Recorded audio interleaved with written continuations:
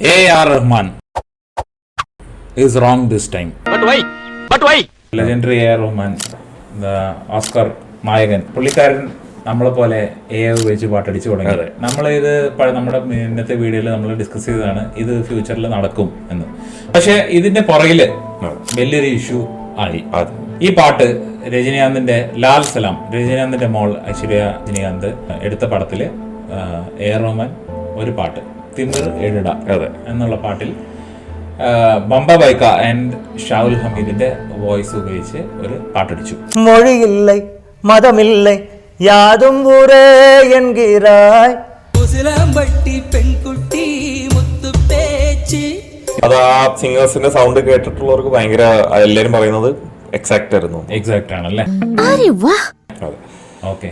നമ്മുടെ മമ്മൂക്കയുടെ വോയിസ് അത്ര ഇല്ലല്ലോ. ചോവറായാലും എല്ലാവരും ശ്രദ്ധിക്കൂ.